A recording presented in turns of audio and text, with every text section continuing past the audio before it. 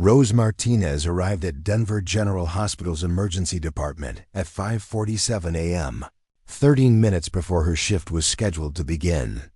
The pre-dawn corridors hummed with the controlled chaos of a Level 1 trauma center that never truly slept, where the boundary between night and day blurred into a continuous stream of medical emergencies that demanded immediate attention from highly trained professionals who had dedicated their lives to saving others.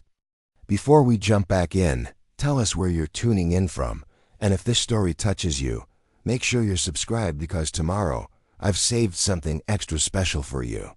Her scrubs were standard hospital issue, the same pale blue fabric worn by dozens of other medical personnel throughout the massive facility.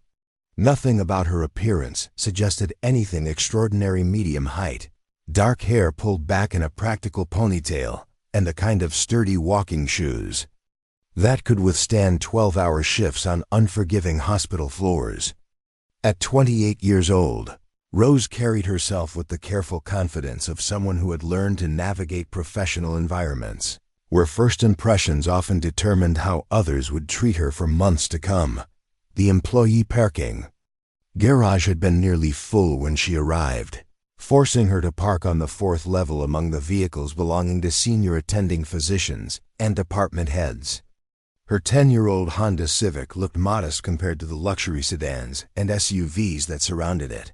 But Rose had learned long ago that transportation was simply a means to an end rather than a statement about personal worth or professional capability. Security guard James Patterson recognized her from previous shifts, though their interactions had been limited to the polite exchanges that characterized most professional relationships in large institutional settings. He operated the employee entrance checkpoint with the efficient manner of someone who processed hundreds of identification badges every week, maintaining security protocols while keeping the flow of personnel moving smoothly through the facility. "Morning, Martinez," Patterson said, scanning the identification badge that Rose clipped to her scrub pocket. His tone carried the casual friendliness that developed between people who saw each other regularly but rarely had opportunities for extended conversation. The badge scanner beeped its approval, adding her arrival time to the electronic records that tracked personnel throughout the hospital system. "Good morning, Mr. Patterson," Rose replied, her voice carrying a slight accent that suggested English might not have been her first language, though her pronunciation was clear and professional. She had learned to modulate her speech patterns during years of medical training, understanding that communication clarity could literally mean the difference between life and death in emergency situations. The elevator ride to the emergency department's main floor took Rose past several other floors where different medical specialties operated according to their own rhythms and requirements. The cardiac intensive care unit on the 3rd floor, the surgical suites on the 5th, and the pediatric ward on the 7th, each represented distinct medical worlds with their own cultures, protocols, and hierarchies that governed how healthcare was delivered to patients who trusted the system with their most vulnerable moments. Dr. Michael Harrison's voice carried across the emergency department's central nursing station before Rose had even completed her approach to the assignment board. His tone suggested the kind of professional authority that came from years of experience managing complex medical cases under extreme pressure, though something in his inflection indicated he was already dealing with complications that would make the shift more challenging than usual. "We're running 3 nurses short on the trauma side," Harrison explained to the charge nurse, Linda Webb, who was reviewing staffing assignments with the methodical attention of someone who understood that personnel allocation could determine how effectively the department functioned during critical situations. The overnight shift had 2 call-outs, and Martinez is the only addition we're getting for the morning rotation. Webb's expression showed the particular strain that came from managing emergency department operations with insufficient staffing, a situation that had become increasingly common as healthcare demands exceeded available resources. Her years of experience had taught her to make difficult decisions, about resource allocation while maintaining the level of patient care that the hospital's reputation demanded. Rose approached the nursing station with measured steps, understanding that her arrival represented both a solution to immediate staffing problems and a potential source of additional complications if her capabilities didn't match the department's needs. Emergency medicine operated according to protocols that left little room for uncertainty, and new personnel required careful integration to ensure that patient care remained optimal. Rose Martinez reporting for assignment, she said, directing her words to Webb, while maintaining the respectful demeanor that she had learned was essential when joining established medical teams. Her posture suggested someone who was ready to work but understood the importance of following proper procedures and chains of command. Harrison looked up from the patient charts he had been reviewing, his expression showing the quick assessment that experienced physicians made when evaluating new team members. His eyes noted the crisp condition of her scrubs, the practical arrangement of her hair, and the absence of jewelry that might interfere with medical procedures, all details that suggested someone who understood professional healthcare environments.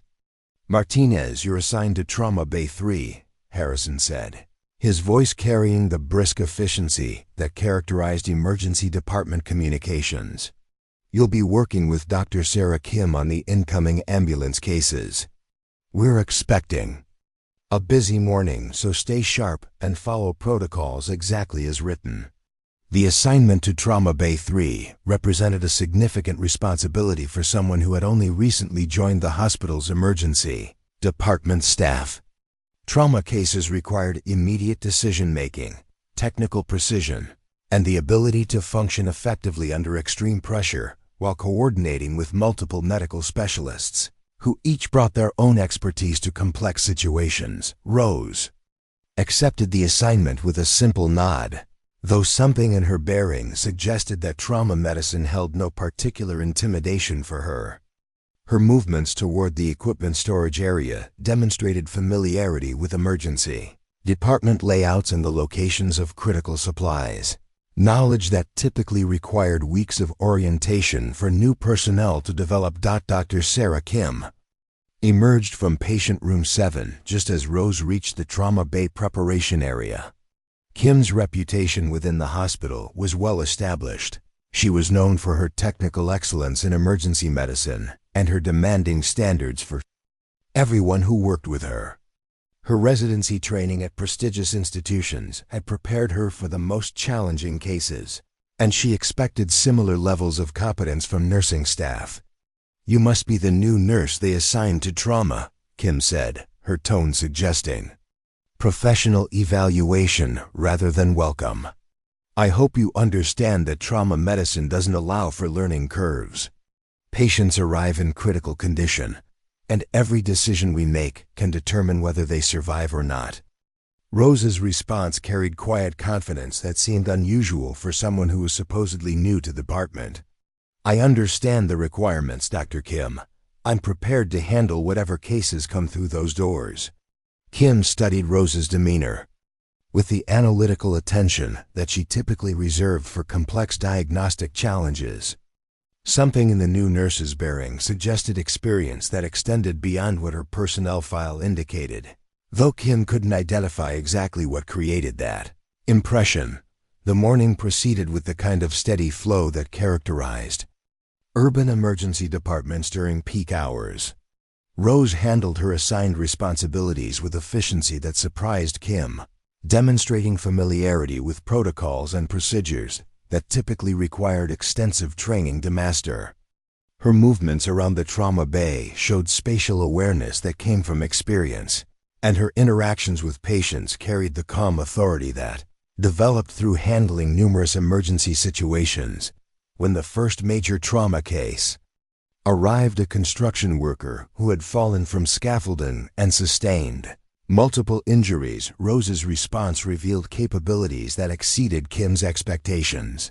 She anticipated the physician's needs, prepared equipment before being asked, and maintained patient stability through interventions that demonstrated advanced clinical knowledge. "Martinez, where did you do your training?" Kim asked during a brief lull between cases, her curiosity overcoming her usual focus on immediate medical concerns. "Your technique suggests experience beyond what I'd expect from someone new to emergency medicine." Rose's answer was carefully measured, providing information without revealing details that might complicate her current position. "I completed my nursing degree at Colorado State, then worked in various clinical settings before coming here. Emergency medicine has always interested me." Kim accepted the explanation, though something in Rose's clinical approach suggested background that extended beyond standard nursing education. Her diagnostic observations were unusually sophisticated, and her comfort level with complex trauma cases indicated exposure to medical situations that most nurses encountered only after years of specialized experience. The morning's second major case arrived as an ambulance crew rushed through the emergency department doors with a patient who had suffered cardiac arrest during a routine medical procedure at a nearby clinic. The paramedics' report indicated that resuscitation efforts had been partially successful, but the patient's condition remained critical and required immediate advanced cardiac support. Rose moved into position, alongside Dr. Kim with the fluid coordination that characterized experienced medical teams, though they had been working together for less than 4 hours. Her preparation of cardiac monitoring equipment and emergency medications demonstrated knowledge of advanced cardiac life support protocols that exceeded standard nursing requirements. Preparing and narrating this story took us a lot of time. So if you are enjoying it, subscribe to our channel. It means a lot to us. Now back to the story. "How long has he been down?" Kim asked the paramedic team leader while Rose established intravenous access with the kind of technical precision that typically required years of practice to develop. "Initial arrest was approximately 12 minutes ago," the paramedic responded. "We achieved a return of spontaneous circulation after 6 minutes of CPR, but his rhythm has been unstable throughout transport." Kim's examination revealed complications that would require immediate intervention to prevent secondary cardiac arrest. The patient's blood pressure remained dangerously low despite medication support, and his cardiac rhythm showed irregularities that suggested ongoing damage to the heart muscle itself. Rose anticipated Kim's treatment decisions, preparing medications and equipment before receiving specific orders. Her actions demonstrated understanding of advanced cardiac protocols that surprised Kim, who had expected to provide detailed instructions for each intervention. "Martinez, prepare for emergency cardioversion," Kim ordered, though Rose had already begun setting up the equipment. "And get cardiology on the phone. We're going to need immediate consultation." The coordination between Rose and Kim during the cardiac emergency revealed a level of professional synchronization that typically developed only after medical teams had worked together for extended periods.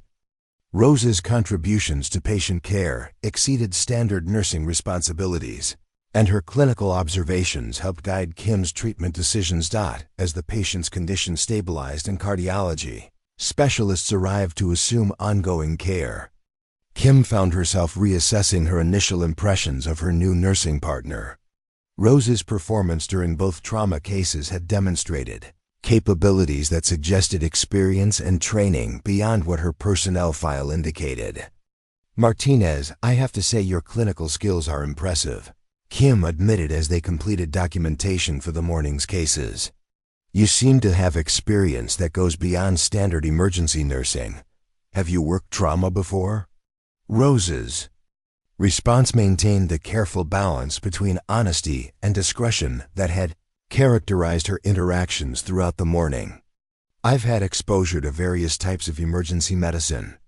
I try to stay current with the latest protocols and techniques."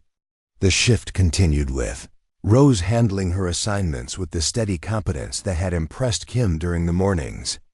Critical cases. Her interactions with other hospital personnel demonstrated familiarity with institutional procedures and protocols. though she maintained the respectful demeanor of someone who understood the importance of fitting into established hierarchies. Dr. Harrison observed Rose's performance throughout the morning with growing interest. His years of experience in emergency medicine had taught him to recognize exceptional clinical capabilities, and Rose's contributions to patient care suggested training and experience that exceeded what her position would normally require. "Kim, how's the new nurse working out?" Harrison asked during a brief conversation at the nursing station. "I've been watching her handle cases, and she seems unusually competent for someone who's supposed to be new to emergency medicine." Kim's assessment reflected her own growing curiosity about Rose's background. "She's excellent, actually. Her clinical skills are sophisticated, and she anticipates treatment needs in ways that suggest significant experience. I'm starting to wonder if there's more to her background than what's in her personnel file." Harrison nodded thoughtfully, making mental notes about Rose's performance that would influence future assignments and responsibilities. Emergency departments required personnel who could function effectively under extreme pressure, and Rose had demonstrated those capabilities during her first morning on the trauma team. As the morning shift progressed toward its midpoint, Rose continued to handle her responsibilities with the quiet efficiency that had characterized her performance. Since arriving at the hospital, her interactions with patients demonstrated the kind of compassionate competence that made emergency medicine both challenging and rewarding. While her technical skills contributed to optimal patient outcomes, the foundation was being laid for events that would soon reveal the true extent of Rose's capabilities and the reasons why she had chosen to work in emergency medicine despite possessing qualifications that could have opened doors to more prestigious positions. Her careful integration into the hospital's emergency department represented only the beginning of a story that would ultimately transform how her colleagues understood both her capabilities and their own assumptions about professional competence. Emergency department's morning rhythm was disrupted at 10:23 a.m. when the hospital's disaster communication system activated with the PFA distinctive tone that indicated a mass casualty event was developing somewhere in the Denver metropolitan area. The announcement that followed would transform what had been a manageable Tuesday into the kind of emergency that tested every aspect of the hospital's capabilities and revealed the true character of its medical personnel. "All department heads to the emergency command center immediately." The voice of hospital administrator Janet Morrison echoed through the corridors with the kind of urgency that made experienced medical professionals stop what they were doing and listen carefully. "We are implementing Code Orange protocols for a developing mass casualty situation. This is not a drill." Dr. Harrison's reaction was immediate and telling. His 23 years of emergency medicine experience had included responses to natural disasters, terrorist attacks, and industrial accidents that had brought dozens of critically injured patients to Denver General within hours of each incident. The controlled tension that appeared in his posture indicated someone who understood that Code Orange meant the hospital was about to receive more patients than its normal capacity could handle. "Kim Martinez, we need to prepare for multiple trauma cases," Harrison announced as he moved toward the emergency command center. "Clear trauma bays 1 through 6 and get the overflow areas ready for immediate use. We're about to get very busy, very quickly." The disaster that was developing 60 miles northwest of Denver had begun as a routine morning at the Rocky Mountain Industrial Complex, where Henderson Chemical Corporation operated one of the largest pharmaceutical manufacturing facilities in the western United States. The complex employed over 800 people across 3 shifts, producing medications that were distributed throughout North America and requiring the kind of precise chemical processes that demanded constant attention to safety protocols. At 9:47 a.m., an equipment malfunction in Building C had triggered a cascade of failures that resulted in the release of industrial chemicals into the facility's ventilation system. The initial evacuation had proceeded according to established emergency procedures, But the chemical exposure had already affected dozens of workers who were now experiencing respiratory distress, skin irritation, and neurological symptoms that required immediate medical intervention. The first wave of ambulances began arriving at Denver General at 10:35 a.m., carrying patients whose conditions ranged from mild respiratory irritation to severe chemical burns that required immediate surgical intervention. The emergency medical technicians who accompanied the patients provided initial reports that painted a disturbing picture of the scope and severity of the industrial accident. "We've got 43 confirmed exposures so far," paramedic supervisor Lisa Chun reported to Dr. Harrison as the first ambulances unloaded their patients. "The chemical involved appears to be a combination of industrial solvents and pharmaceutical precursors that created toxic vapors when mixed. We're seeing respiratory distress, chemical burns, and some neurological symptoms that we can't immediately identify." Rose moved into action alongside the other emergency department personnel, though her response to the chemical exposure cases demonstrated knowledge that surprised her colleagues. While other nurses were consulting reference materials to understand treatment protocols for exotic chemical exposures, Rose seemed to intuitively understand the medical interventions that would be most effective. Dr. Kim noticed Rose's confident approach to the chemical exposure patients during the treatment of the third case to arrive from the industrial complex. The patient, a 34-year-old maintenance supervisor named Robert Stevens, was experiencing severe respiratory distress combined with skin burns that covered approximately 15% of his body surface area. "Martinez, how do you want to approach the decontamination for this patient?" Kim asked, expecting to provide guidance on protocols that most emergency nurses encountered rarely, if ever, during their careers. Chemical exposure cases required specialized knowledge that extended beyond standard emergency medicine training. Rose's response revealed familiarity with chemical exposure protocols that exceeded Kim's expectations. "We should establish a dedicated decontamination area in Trauma Bay 6, using the mobile shower unit with lukewarm water and mild soap to avoid thermal stress. The respiratory symptoms suggest we're dealing with compounds that affect the central nervous system, so we'll need to monitor for delayed neurological effects." Kim stared at Rose with growing amazement. The treatment approach she had outlined was sophisticated and demonstrated understanding of chemical exposure medicine that typically required specialized training in toxicology and industrial medicine.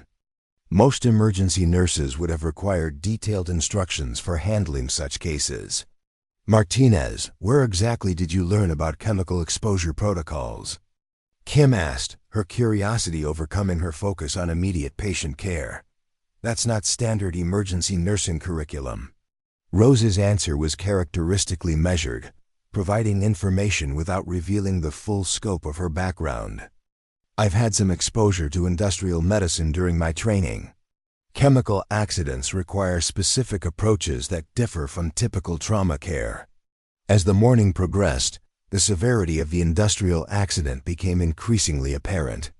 The chemical release had affected not just the workers who were present during the initial incident, but also emergency responders who had entered the facility without adequate protective equipment. The complexity of the medical challenges was compounded by the fact that the exact chemical composition of the exposure remained unclear. Dr. Amanda Foster, Denver General's chief of toxicology, arrived in the emergency department at 11:15 a.m. to coordinate the hospital's response to what was rapidly becoming the most complex chemical exposure case in the facility's history. Her expertise in poison control and chemical medicine made her the logical choice to lead the medical response, though even her extensive experience was being tested by the unusual combination of chemicals involved. "We're dealing with a mixture of organic solvents, pharmaceutical intermediates, and what appears to be a catalyst compound that created unexpected chemical reactions," Foster explained to the assembled medical team. "The toxicological profile is unlike anything we've seen before. and we're having to develop treatment protocols in real time. Rose listened to Foster's briefing with the kind of focused attention that suggested professional interest, beyond normal nursing responsibilities. Her questions during the discussion demonstrated understanding of chemical interactions and toxicological principles that surprised Foster, who was accustomed to providing simplified explanations to nursing staff. "Dr. Foster, have you considered the possibility that the catalyst compound might be creating delayed absorption effects?"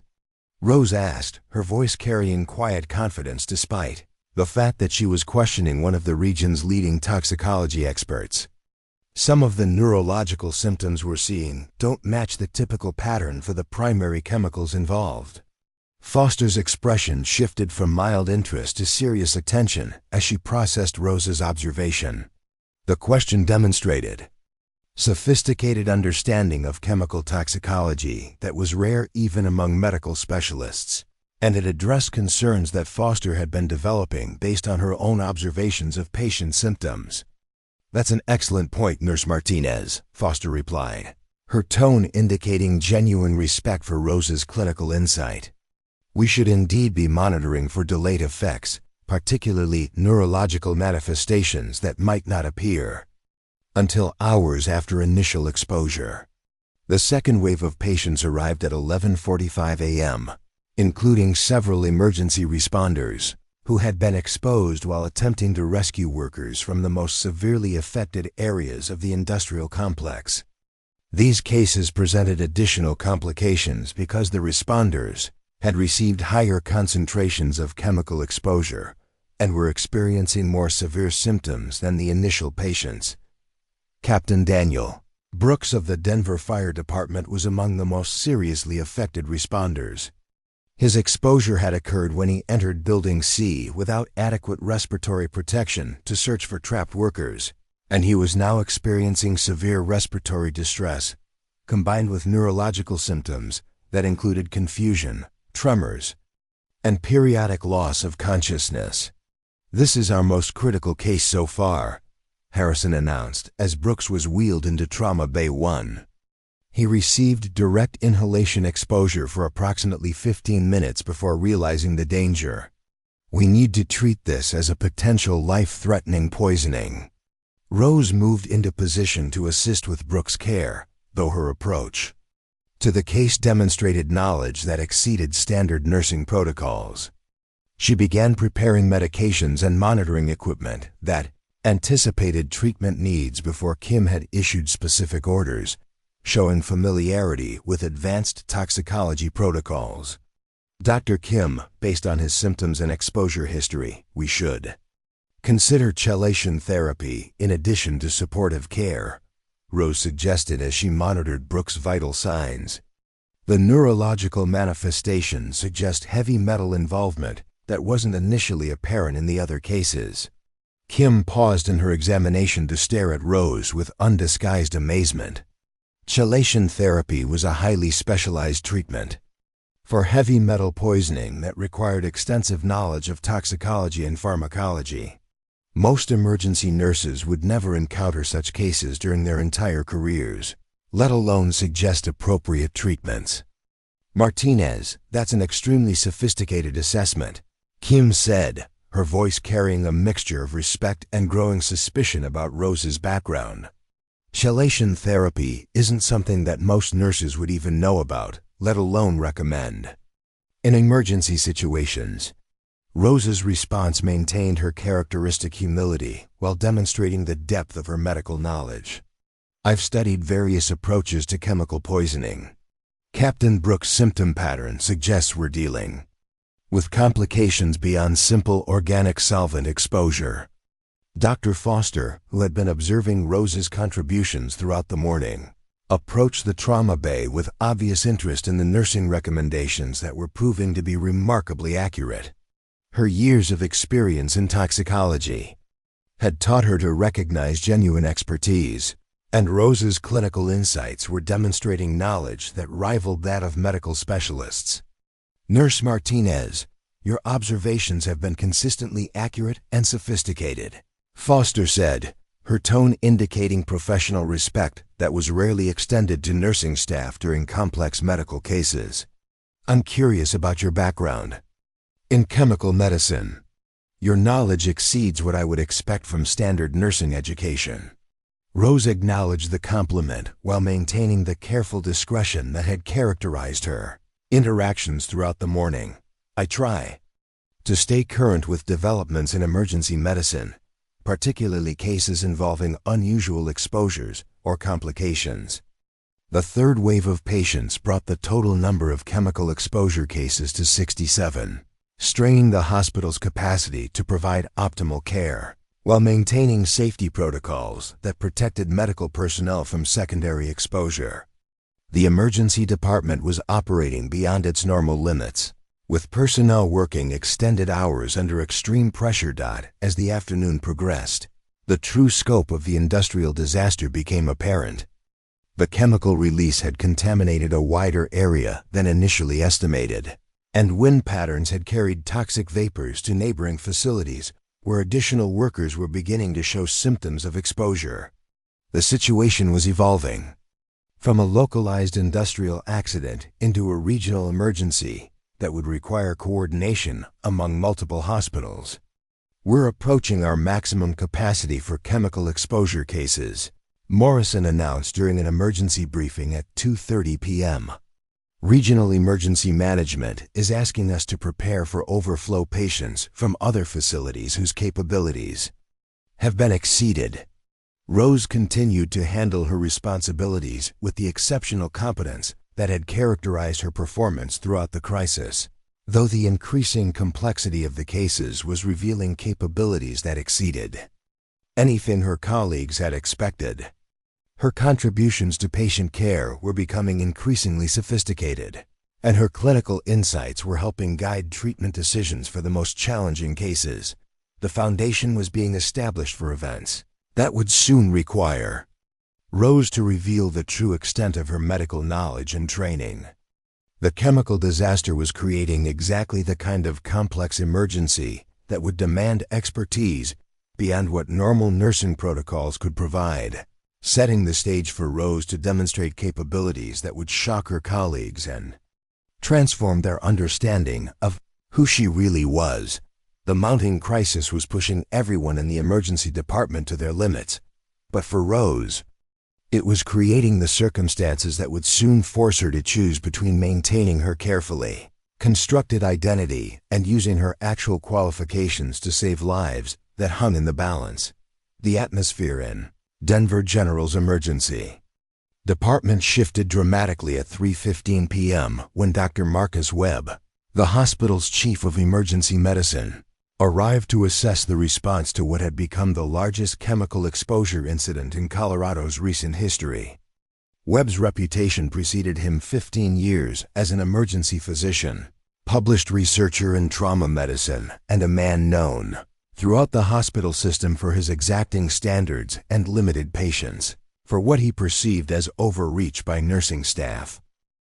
Webb's entrance into the command center carried the authority of someone accustomed to immediate deference from subordinate medical personnel. His expensive suit had been replaced by scrubs that still managed to convey his elevated status within the hospital hierarchy, and his bearing suggested someone who expected his expertise to be acknowledged without question by everyone present.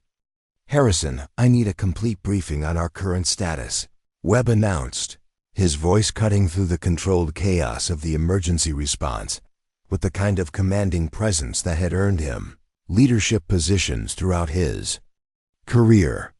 "Regional emergency management is asking questions about our capacity, and I need accurate information about what we can realistically handle." Dr. Harrison's briefing painted a sobering picture of the hospital situation.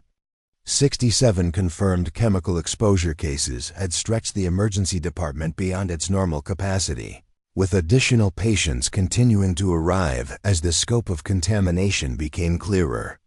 The complexity of the chemical mixture was creating treatment challenges that exceeded standard protocols, requiring creative medical approaches that pushed the boundaries of established emergency medicine.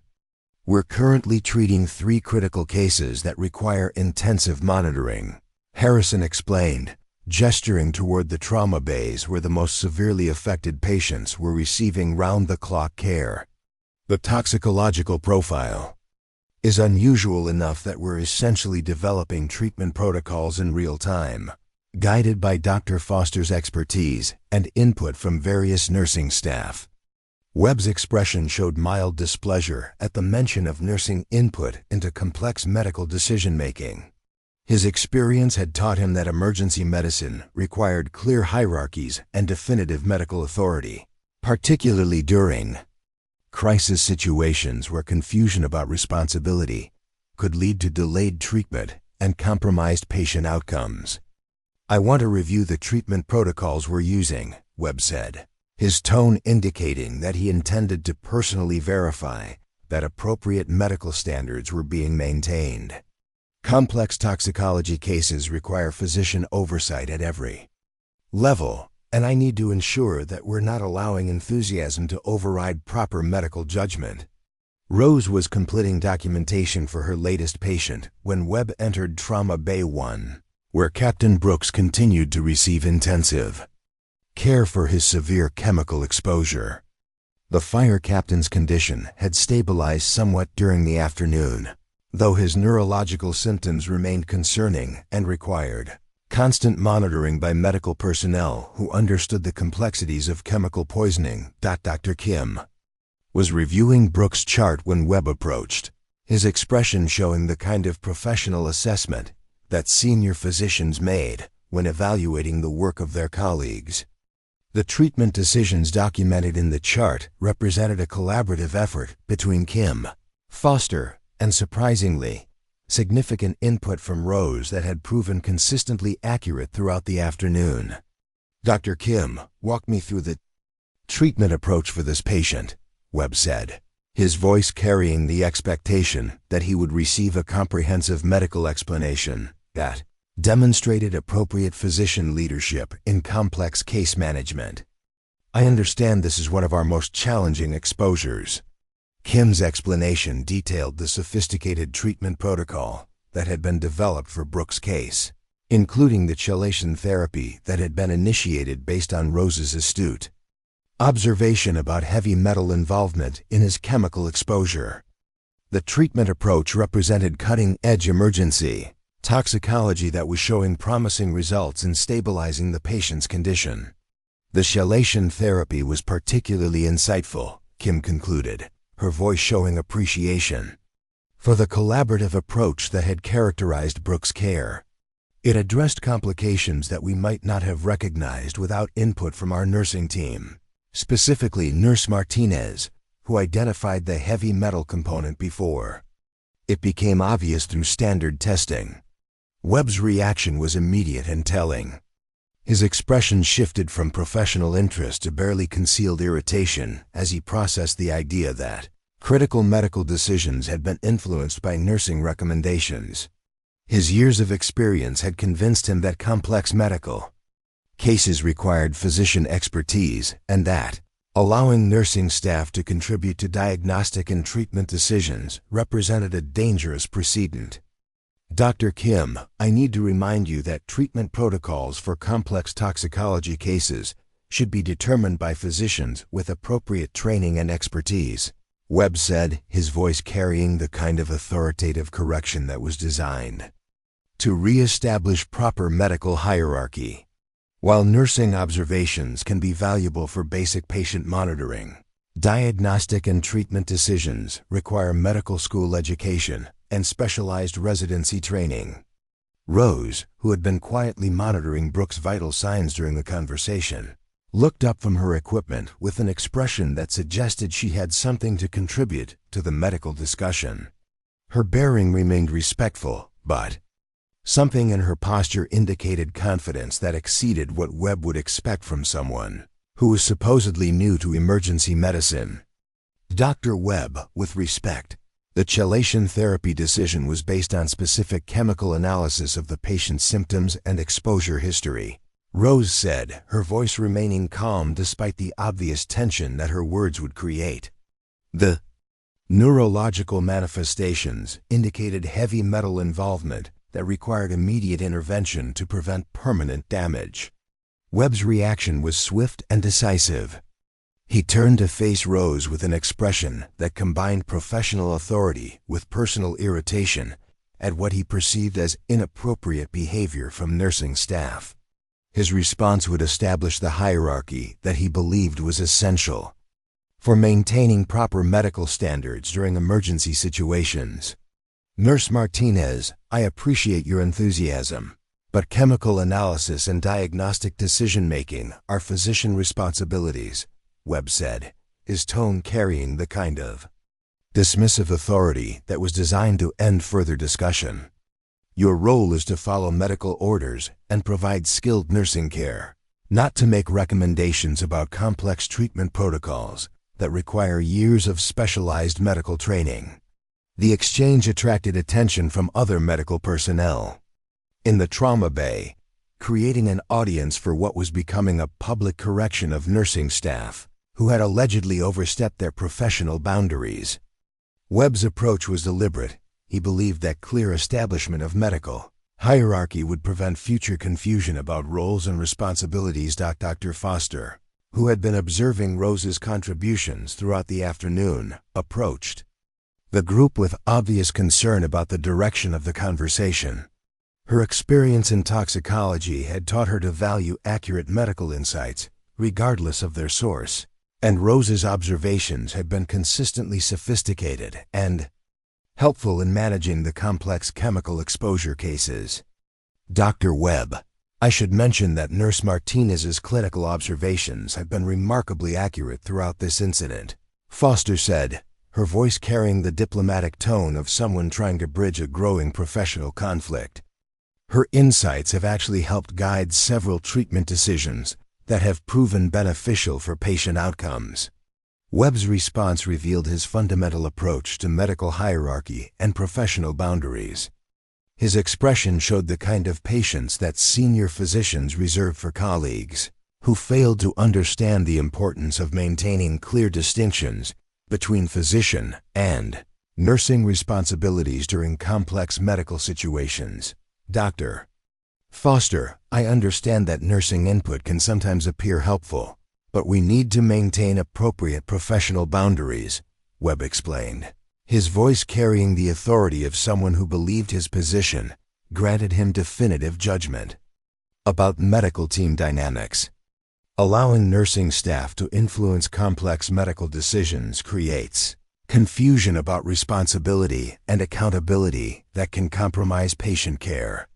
Rose listened to Webb's explanation with the kind of calm attention that suggested she understood the professional dynamics at play, though her expression indicated that she disagreed with his assessment of the situation. Her years of experience had taught her to navigate medical hierarchies carefully, but she also understood when patient welfare required challenging established authority structures. Dr. Webb, I understand your concerns about professional boundaries, Rose said, her voice maintaining a respectful tone while carrying an undertone of confidence that suggested she had more to say about the subject. However, in this particular case, the chemical exposure pattern indicated complications that required immediate intervention based on specific toxicological knowledge. Webb's irritation became more obvious as Rose continued to participate in what he considered a medical discussion beyond her qualifications.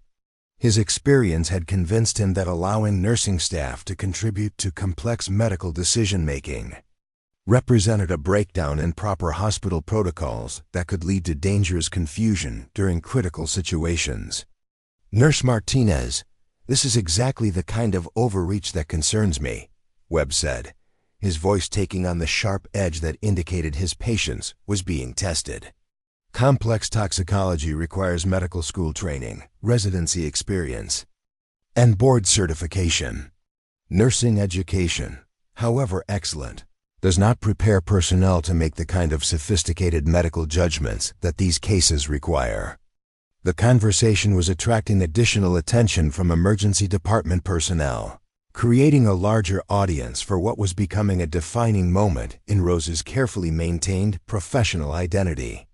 Several nurses had stopped their activities to observe the exchange, while physicians present were processing the implications of Webb's very public correction of nursing staff input. Dr. Kim found herself caught between respect for Webb's medical authority and appreciation for Rose's contributions, which had genuinely improved patient care throughout the afternoon.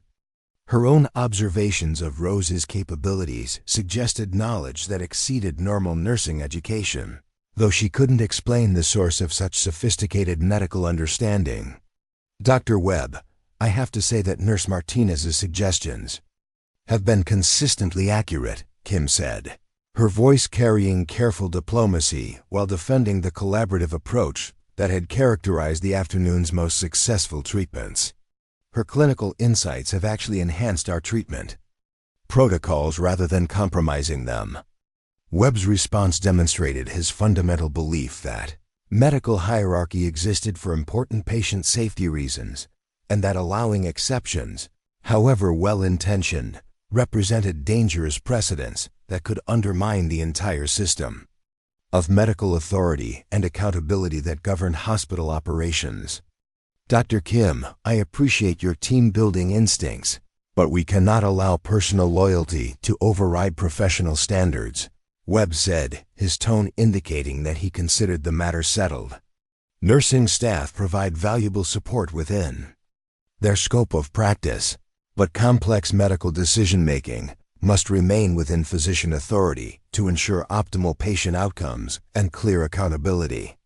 Rose's response to Webb's dismissal carried a quality that surprised everyone present. Instead of the defensive reaction that most nursing staff would display when publicly corrected by senior physicians, her demeanor suggested someone who possessed confidence based on knowledge and experience that hadn't yet been fully revealed. Dr. Webb, I respect your position and understand your concerns about professional boundaries, Rose said, her voice remaining calm despite the obvious tension of the situation. However, I believe that effective patient care sometimes requires flexibility in how we apply medical knowledge, particularly during unusual emergency situations. Webb's final response established the hierarchy that he believed was essential for maintaining proper medical standards during the ongoing emergency. His words were chosen to end the discussion definitively, while re-establishing the professional boundaries that he felt had been inappropriately challenged during the afternoon's activities. Nurse Martinez, I'm going to be very clear about this, Webb said, his voice carrying unmistakable authority. You are here to provide nursing care according to physician orders.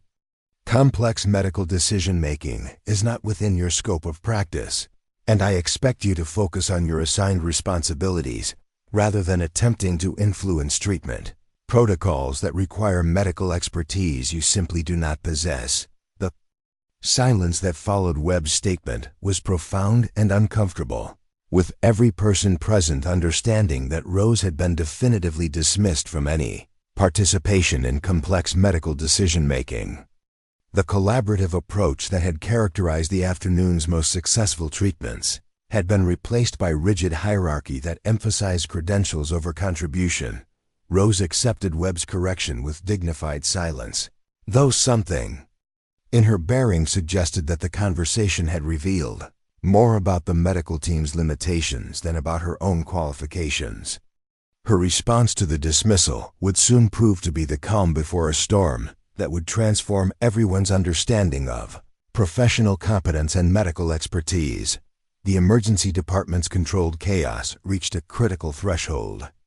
At 4:47 p.m., when the fourth wave of chemical exposure patients arrived with complications that no one had anticipated, the industrial accident at Rocky Mountain Industrial Complex had taken a devastating turn when secondary chemical reactions created new toxic compounds that were proving resistant to every treatment protocol the medical team had attempted. Regional Emergency Coordinator Susan Parker burst through the emergency department doors with the kind of urgency that indicated the Situation had escalated beyond anything they had prepared for. Her 20-year career in disaster management had included responses to natural disasters, terrorist attacks, and industrial accidents. But the complexity of the current crisis was testing the limits of established emergency protocols. Dr. Webb. "We have a major development," Parker announced, her voice cutting through the department's activity with unmistakable authority. "The chemical mixture at the industrial site has undergone spontaneous reactions that created compounds we can't identify. We're bringing you 12 patients who aren't responding to any standard treatments, and their conditions are deteriorating rapidly." Webb's expression shifted from professional confidence to concern as he processed the implications of Parker's report. Unknown chemical compounds represented the kind of medical challenge that could overwhelm even the most experienced emergency medicine teams, particularly when conventional treatment protocols proved ineffective against unfamiliar toxicological threats. The first of the new patients arrived via helicopter transport, having been evacuated from the industrial site when it became clear that their conditions exceeded the capabilities of field medical units. Jennifer Walsh, a 29-year-old chemical engineer, had been exposed to the secondary reaction compounds while attempting to shut down equipment during the emergency evacuation procedures. Walsh's symptoms were unlike anything the medical team had encountered during the previous hours of treating chemical exposure cases. Her neurological function was declining rapidly despite aggressive supportive care, and her respiratory system was showing signs of progressive failure that didn't match known patterns for any of the chemicals originally involved in the industrial accident. "Her condition is deteriorating faster than we can intervene," Dr. Kim reported as she completed her initial assessment of Walsh's case. "Whatever she was exposed to is causing systemic effects that aren't responding to our current protocols. We need a different approach, and we need it immediately." Rose moved into position to assist with Walsh's care, though her assessment of the patient's condition revealed complications that exceeded anything documented in standard emergency medicine. References: The combination of neurological, respiratory, and cardiovascular symptoms suggested exposure to compounds that required treatment approaches beyond conventional emergency protocols. Dr. Foster arrived to consult on Walsh's case, bringing with her the expertise that had guided the hospital's response to the chemical emergency throughout the afternoon. However, even her extensive knowledge of toxicology was being challenged by compounds that appeared to represent entirely new categories of chemical hazards, requiring innovative treatment approaches. The symptom pattern suggests we're dealing with organometallic compounds that weren't part of the original chemical inventory, Foster explained, her voice carrying the strain of someone whose expertise was being pushed beyond familiar territory. "These compounds can cause cascading system failures that require immediate intervention, but our standard protocols aren't designed for this level of complexity." Webb listened to Foster's assessment with growing alarm as he realized that the hospital's most challenging case was about to become even more difficult. His years of emergency medicine experience had taught him to manage complex medical situations, but the current crisis was requiring knowledge that exceeded established training programs and conventional medical education. The second helicopter arrival brought Robert Chun, a 35-year-old maintenance supervisor whose exposure to the secondary compounds had resulted in cardiac complications that were proving resistant to standard emergency cardiac protocols. His condition represented the kind of life-threatening emergency that required immediate decisive action to prevent fatal outcomes. "We're looking at cardiac arrest within the next 30 minutes if we can't stabilize his rhythm," Harrison announced as Chun was wheeled into Trauma Bay 2. His exposure history suggests we're dealing with compounds that affect cardiac conduction in ways we don't fully understand.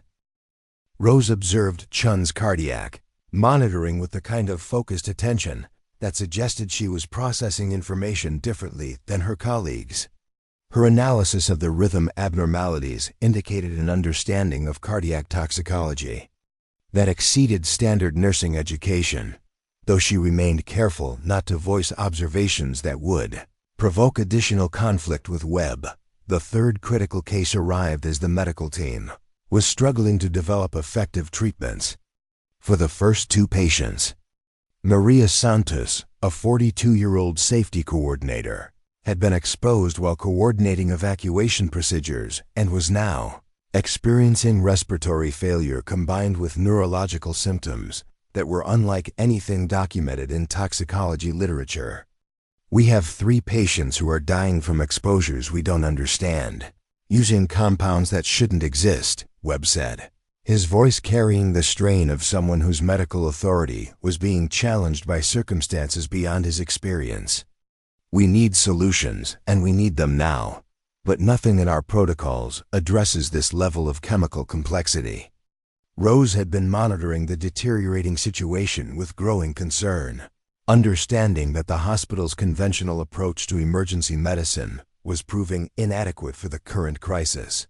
Her own knowledge of advanced toxicology suggested treatment approaches that could potentially save the patients, but Webb's earlier dismissal had made it clear that her input was not welcome. Dr. Foster approached Webb with obvious frustration as she reviewed the latest test results from all 3 critical patients.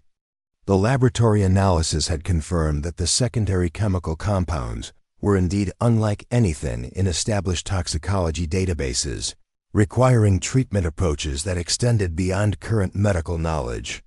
"Dr. Webb, we're facing a situation that exceeds our current capabilities," Foster admitted, her voice carrying the professional humility of someone acknowledging the limits of established medical knowledge. "These compounds are causing system failures that we can't address with standard protocols. We need innovative approaches, and we need them immediately." Webb's response revealed the pressure he was feeling as the hospital's senior emergency physician, responsible for patient outcomes during the most challenging crisis of his career. His authority was being tested by medical circumstances that exceeded established protocols, forcing him to consider options that challenged his fundamental beliefs about medical hierarchy and decision-making. "Dr. Foster, what exactly are you suggesting?" Webb asked, his voice carrying the tension of someone who understood that conventional solutions were proving inadequate. "We can't simply improvise treatments for unknown compounds without risking additional patient harm." Foster's answer was carefully measured, though her words carried implications that would challenge Webb's approach to medical authority and professional boundaries. Her expertise in toxicology had convinced her that the current situation required flexibility in how medical knowledge was applied and who was allowed to contribute to treatment decisions. "I'm suggesting that we need to consider all available expertise, regardless of traditional professional boundaries," Foster said, her voice carrying quiet determination. "These patients are dying, and conventional medical hierarchy may not be adequate for finding solutions to problems we've never encountered before." Webb's reaction was immediate and telling. His expression showed the kind of resistance that senior physicians displayed when their authority was questioned, particularly during crisis situations where clear leadership was essential for maintaining effective medical team function. However, the deteriorating condition of the 3 critical patients was forcing him to confront the limitations of his own expertise. "Dr. Foster, medical decision-making cannot be open to general committee discussion," Webb said, his voice carrying the authority that had characterized his leadership throughout the afternoon. "Patient safety requires clear physician responsibility, and we cannot compromise that principle even during unusual circumstances." Rose had been listening to the conversation while continuing to monitor the vital signs of all 3 critical patients, understanding that their conditions were deteriorating toward fatal outcomes, despite the best efforts of the medical team. Her own analysis of their symptoms suggested treatment approaches that could potentially reverse the toxic effects, but she knew that suggesting such interventions would provoke additional conflict with Webb. The moment of decision arrived when Jennifer Walsh's condition took a sudden turn for the worse. Her neurological function began failing rapidly, and her vital signs indicated that she was approaching irreversible system shutdown that would result in death within minutes unless immediate intervention could reverse the toxic effects of her chemical exposure. "She's crashing," Kim announced as Walsh's monitors showed the kind of rapid deterioration that indicated imminent cardiac arrest. "We need to do something now, or we're going to lose her." Webb moved toward Walsh's bedside with the kind of urgent purpose that characterized emergency physicians facing life-threatening situations. However, his expression showed the particular helplessness that came from understanding that conventional medical protocols were proving inadequate for preventing a patient's death. Rose watched Webb's approach to Walsh's crisis with growing understanding that the moment had arrived when someone would need to take responsibility for implementing treatment approaches that exceeded established protocols. The choice was between maintaining professional hierarchy and using whatever knowledge was available to prevent preventable deaths. The monitor showed Walsh's vital signs continuing their rapid decline toward fatal levels, while Chun and Santos were displaying similar patterns of deterioration that indicated all three patients would die unless someone could identify effective interventions for their unusual toxic exposures. "Dr. Webb," Rose said quietly, her voice cutting through the chaos with calm certainty that suggested she possessed knowledge that others lacked. "I know what's happening to these patients, and I know how to save them." The reaction was immediate and profound. Every person in the trauma bay stopped what they were doing to process Rose's statement, understanding that she was claiming medical knowledge that exceeded anything that nursing education would provide. Webb's expression showed shock combined with anger at what he perceived as the ultimate example of inappropriate nursing overreach. "Nurse Martinez, this is absolutely not the time for ... Webb began, his voice carrying the kind of authoritative dismissal that was designed to end further discussion. Rose interrupted him with words that would transform everything that followed. "Dr. Webb, Jennifer Walsh is dying from organometallic poisoning that requires chelation therapy combined with specific antioxidant protocols that aren't in your standard references. Robert Chen is experiencing cardiac toxicity that needs immediate magnesium sulfate and calcium gluconate administration. Maria Santos has respiratory failure from compounds that respond to N-acetylcysteine and methylene blue." The silence that followed was complete and profound.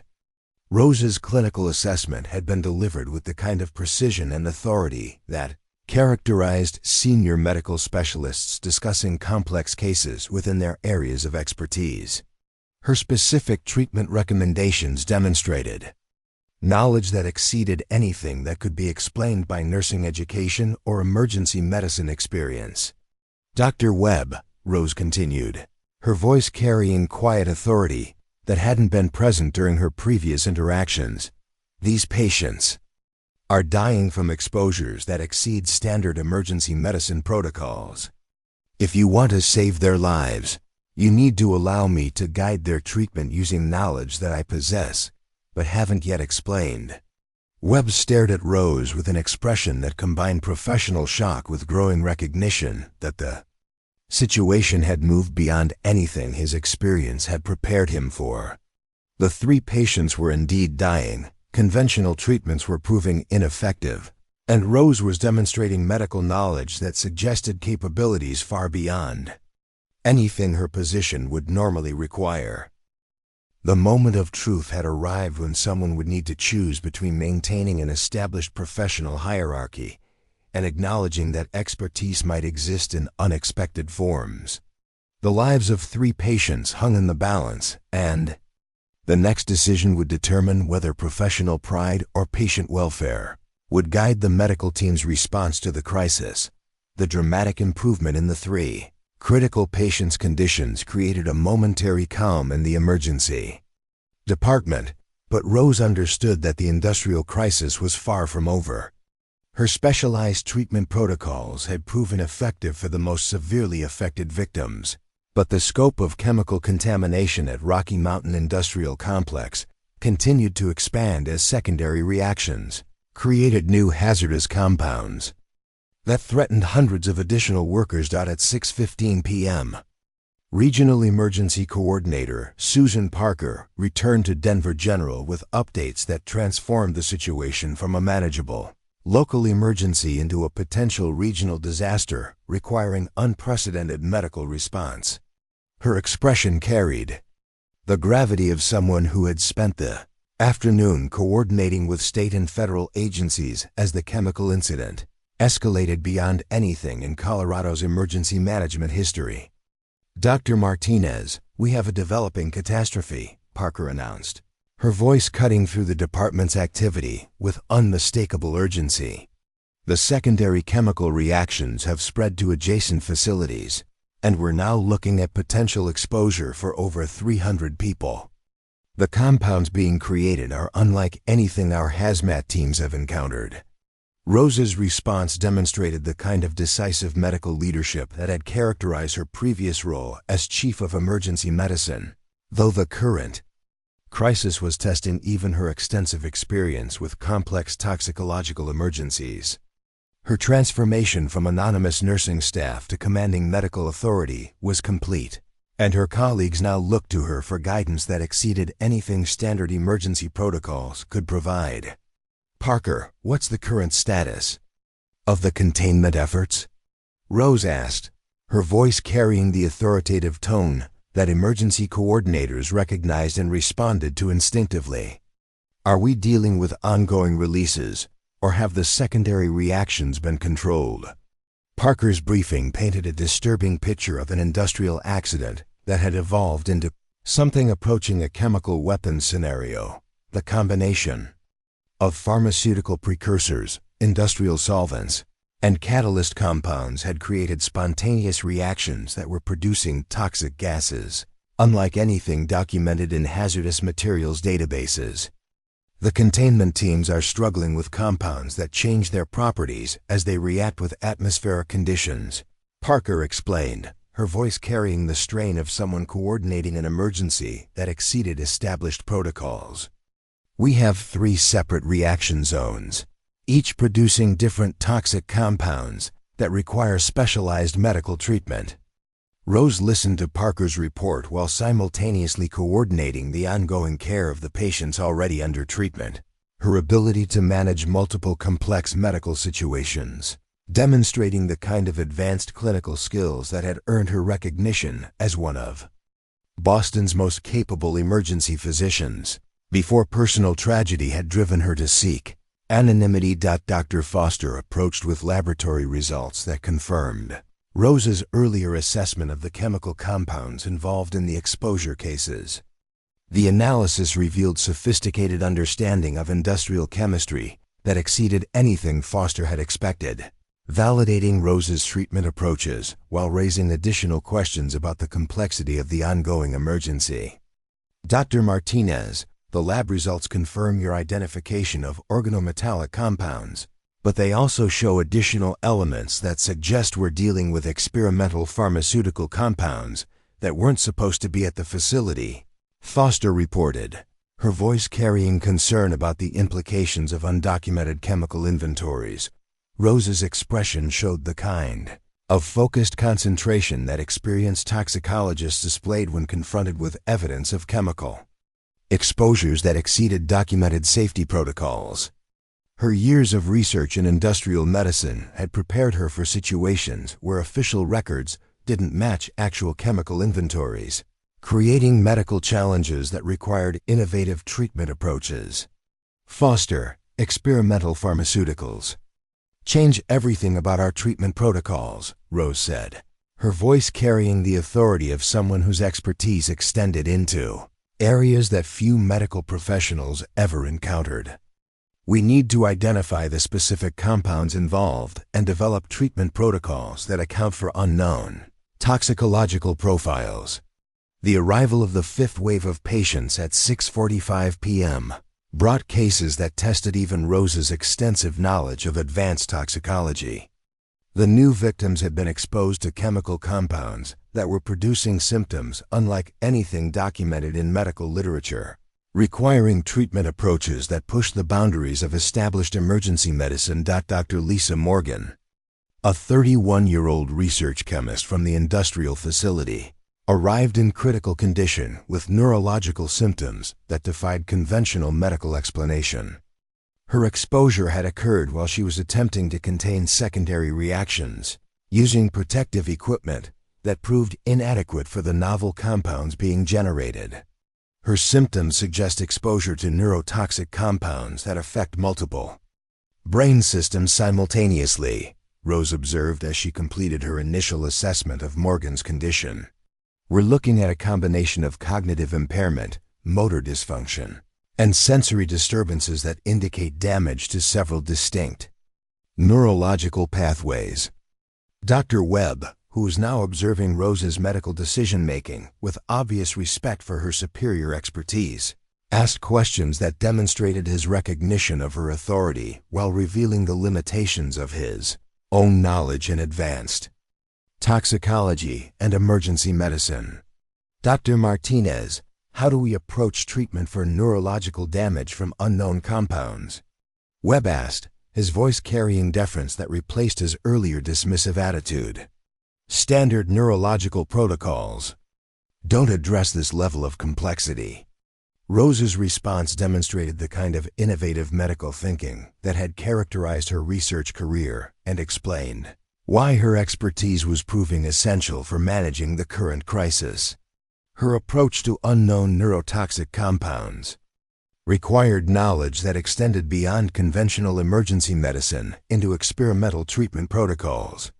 We need to implement neuroprotective protocols that address multiple potential mechanisms of toxicity simultaneously, Rose explained while preparing treatments that exceeded standard emergency medicine procedures. High-dose antioxidants, NMDA, receptor antagonists, and cholinesterase reactivators administered in specific sequences that prevent cascading neurological damage. The complexity of Rose's treatment approach impressed even Dr. Foster, whose own expertise in toxicology was being expanded by observing medical interventions that represented the cutting edge of emergency neurotoxicology. Rose's knowledge was proving to be exactly what the unprecedented crisis required. The sixth wave of patients arrived as Rose was implementing advanced neurological treatments that were showing promising results for Dr. Morgan's case. The new arrivals included several emergency responders who had been overcome while attempting evacuations from the most heavily contaminated areas of the industrial complex. Fire. Captain Angela Thompson had been leading rescue operations when her protective equipment failed, resulting in exposure to concentrated toxic vapors that were causing respiratory failure, combined with cardiac complications that exceeded anything in standard emergency medicine protocols. Captain Thompson is experiencing acute respiratory distress syndrome combined with cardiac arrhythmias that suggest exposure to compounds affecting both pulmonary and cardiovascular systems, Rose assessed as Thompson was wheeled into the trauma bay. We need immediate intervention to prevent respiratory collapse and cardiac arrest. Rose's treatment of Thompson's case demonstrated medical expertise that amazed her colleagues as she coordinated complex interventions that addressed multiple organ system failures simultaneously. Her ability to manage such sophisticated medical treatments while maintaining oversight of all the other critical patients established her as the most capable physician the emergency department had ever encountered. Prepare high-frequency oscillatory ventilation with nitric oxide supplementation, Rose ordered, her voice carrying the authority that medical teams recognized and responded to without question. We need to maintain oxygenation while preventing additional lung damage from the toxic compounds. The evening brought additional challenges as the chemical crisis expanded to affect neighboring communities, where wind patterns had carried toxic vapors beyond the immediate industrial area.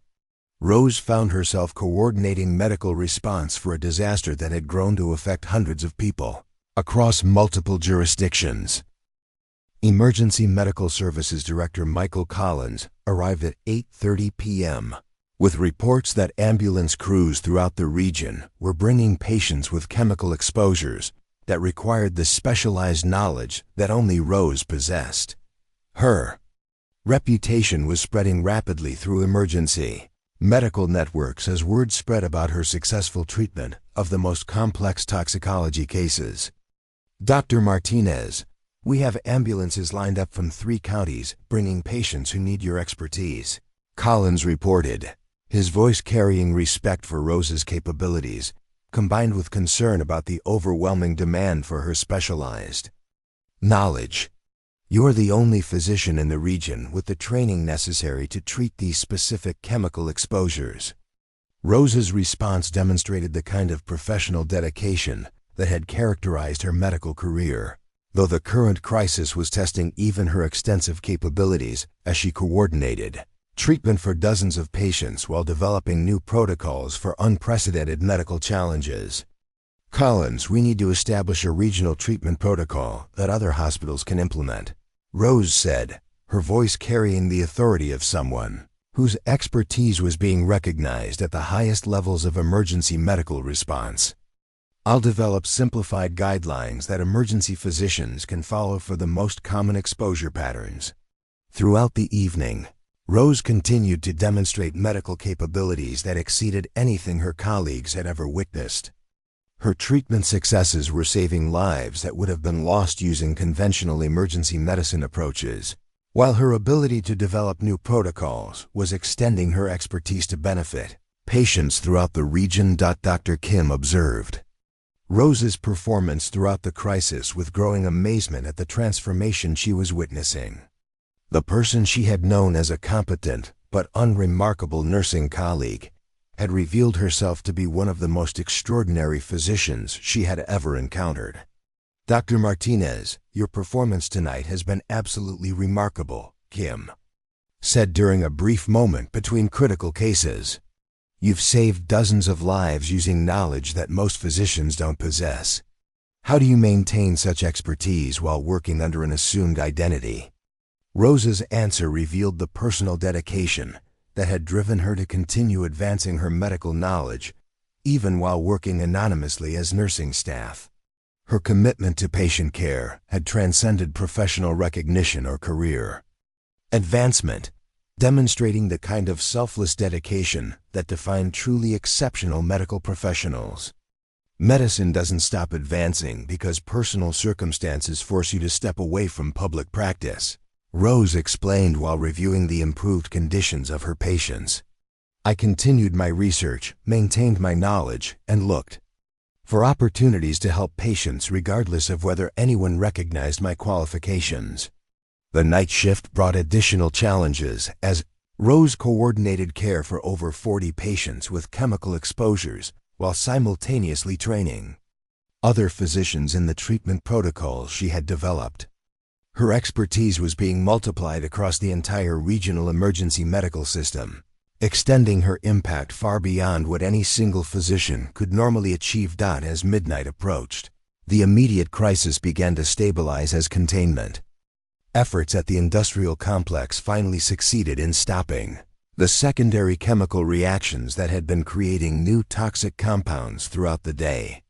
Rose's treatment protocols had proven effective for every type of exposure encountered, establishing her as the definitive authority on the medical response to industrial chemical emergencies. The proving ground had demonstrated that Rose's hidden expertise was not just adequate for the crisis, but absolutely essential for managing medical challenges that had exceeded every other physician's capabilities. Her knowledge had been tested under the most extreme conditions possible, and she had proven herself to be exactly the kind of medical professional that emergency medicine needed during its most challenging moments. The dawn of Wednesday morning brought an unexpected crisis that would test Rose's medical expertise in ways that no industrial accident could have prepared her for. At 6:23 a.m., Dr. Marcus Webb collapsed in the emergency department break room while reviewing patient charts from the previous night's chemical exposure response. His sudden medical emergency transforming the person who had dismissed Rose's capabilities into someone whose life depended entirely on her extraordinary skills. Charge nurse Linda Morrison discovered Webb unconscious on the break room floor. His breathing labored and his pulse weak and irregular. The irony was profound and immediate. The physician who had spent the previous day questioning Rose's medical qualifications was now facing a life-threatening emergency that would require exactly the kind of advanced medical expertise he had. Dismissed as inappropriate for nursing staff. "Dr. Martinez, we need you immediately," Morrison called, her voice carrying the urgency that characterized medical emergencies requiring immediate intervention. "Dr. Webb has collapsed and his condition appears critical." Rose responded with the kind of professional focus that had characterized her medical career, setting aside any personal feelings about Webb's earlier treatment of her while concentrating entirely on the medical emergency that required her immediate attention. Her assessment of Webb's condition revealed complications that would challenge even her extensive emergency medicine experience. Webb's symptoms suggested a complex medical emergency that combined cardiovascular, neurological, and respiratory elements, indicating exposure to the same chemical compounds that had affected the industrial accident victims. His involvement in treating contaminated patients throughout the previous day had apparently resulted in secondary exposure that was now threatening his life. "He's showing signs of delayed chemical toxicity," Rose announced as she completed her initial assessment of Webb's condition. "The same compounds we've been treating in the industrial accident victims can cause delayed reactions in healthcare workers who have prolonged exposure to contaminated patients." Dr. Kim assisted with Webb's emergency treatment while processing the irony of the situation that had developed. The physician who had questioned Rose's medical authority was now completely dependent on the specialized knowledge that he had dismissed as inappropriate overreach by nursing staff. "Dr. Martinez, his symptoms are identical to the severe cases we treated yesterday," Kim observed as she monitored Webb's vital signs. "How is it possible that he was exposed when we were following standard contamination protocols?" Rose's explanation demonstrated the sophisticated understanding of chemical exposure pathways that had made her expertise essential during the industrial crisis. Her knowledge extended beyond conventional emergency medicine into areas of occupational health and safety that few physicians ever encountered during their careers. Chemical compounds that affect neurological function can be absorbed through respiratory exposure even when standard protective equipment is being used, Rose explained while implementing treatment protocols specifically designed for healthcare worker exposures.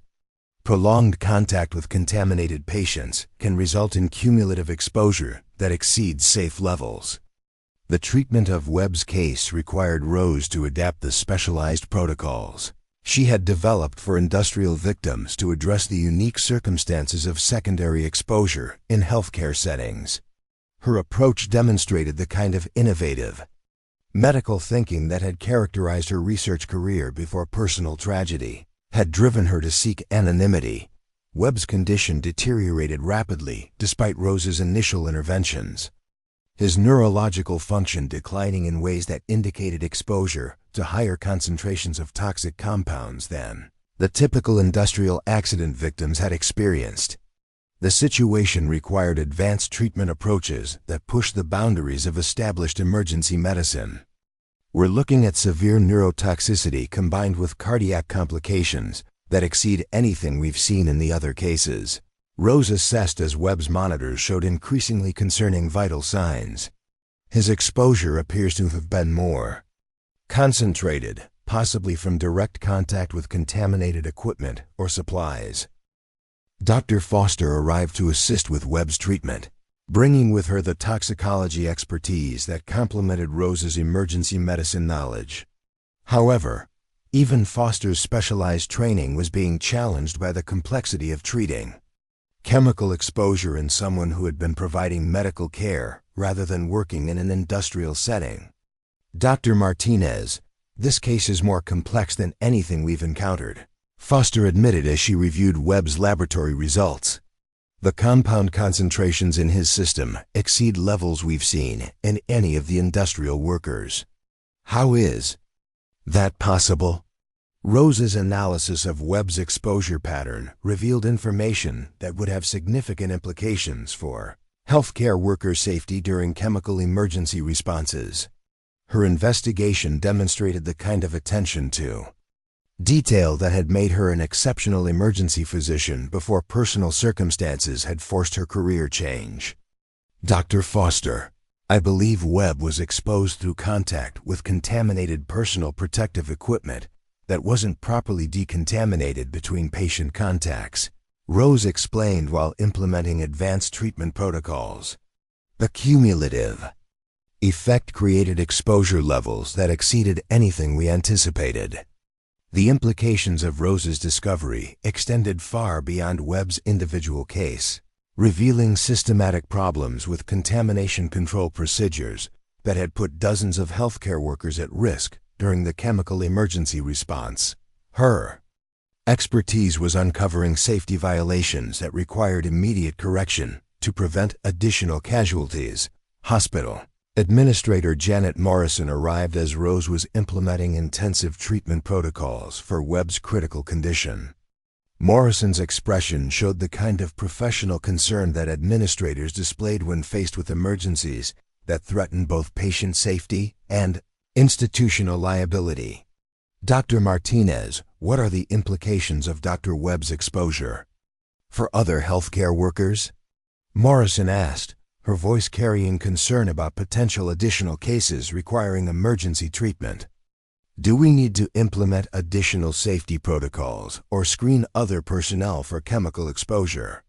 Rose's response demonstrated the kind of comprehensive thinking that had characterized her approach to emergency medicine throughout her career. Her analysis extended beyond immediate patient care to address systemic issues that could affect the safety of healthcare workers throughout the region. Morrison, we need immediate medical screening for all personnel who had direct patient contact during the chemical emergency response, Rose recommended, her voice carrying authority that Morrison recognized and respected. The contamination protocols we used were inadequate for the compounds involved, and we may have additional exposures that haven't yet become symptomatic.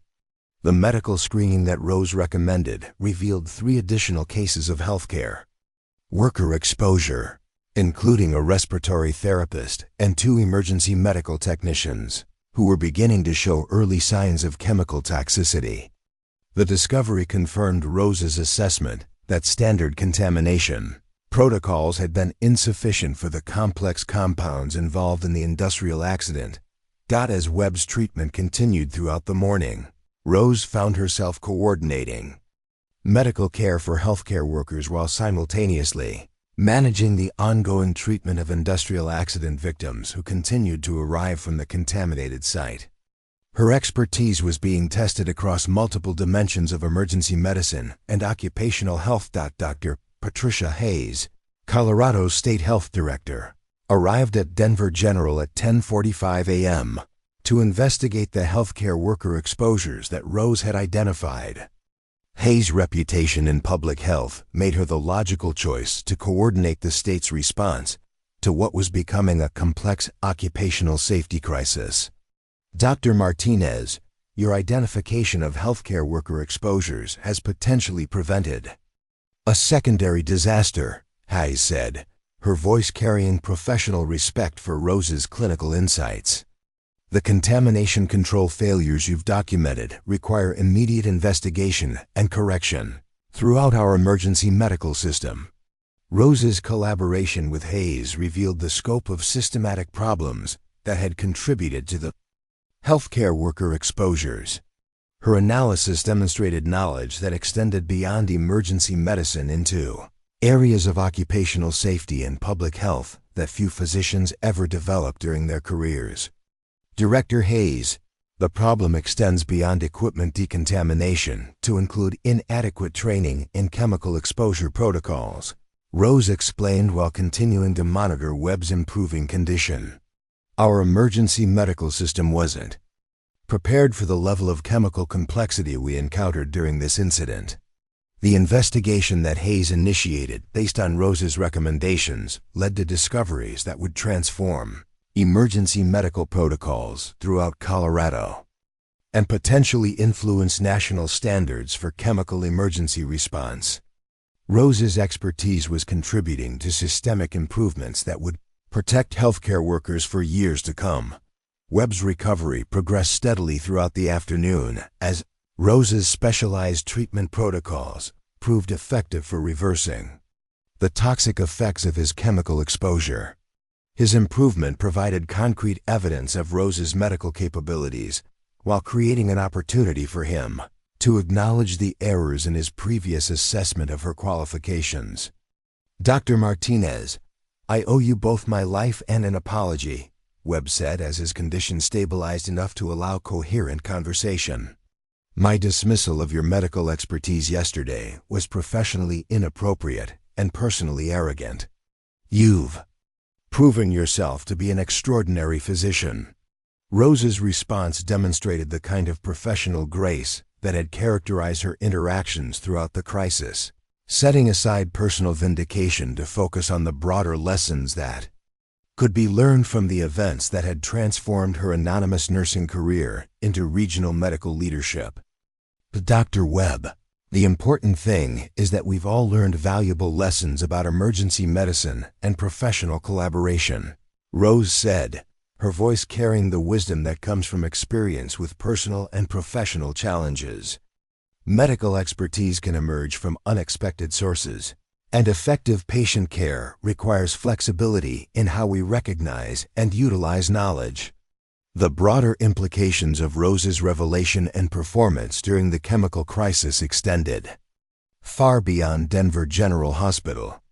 Word of her expertise spread rapidly through medical networks, leading to offers of prestigious positions at academic medical centers and research institutions throughout the country. Dr. Sarah Kim approached Rose during the evening shift with questions about her future plans, understanding that someone with Rose's qualifications would likely receive opportunities that exceeded anything Denver General could offer. Her curiosity reflected the professional respect that Rose had earned through her exceptional performance during the crisis. "Dr. Martinez, you must be receiving offers from major medical centers," Kim said, her voice carrying concern about losing someone whose expertise had proven invaluable. "Will you be returning to your previous level of practice, or do you plan to continue working here?" Rose's answer revealed the personal growth that had occurred during her months of anonymous service and the peace she had found in focusing on patient care rather than professional recognition. Her experience at Denver General had taught her valuable lessons about medicine and personal fulfillment. "Kim, I've discovered that meaningful medical practice doesn't require prestigious positions or public recognition," Rose explained, her voice carrying the contentment that comes from finding purpose in service to others. "The work we do here is important, and the colleagues I found are exceptional. I'm not interested in returning to the complications of academic medicine." The decision that Rose announced surprised everyone who had witnessed her extraordinary capabilities during the chemical crisis. Instead of pursuing opportunities that would match her exceptional qualifications, she chose to remain at Denver General while transitioning to an emergency medicine position that would allow her to use her expertise while maintaining the personal peace she had found.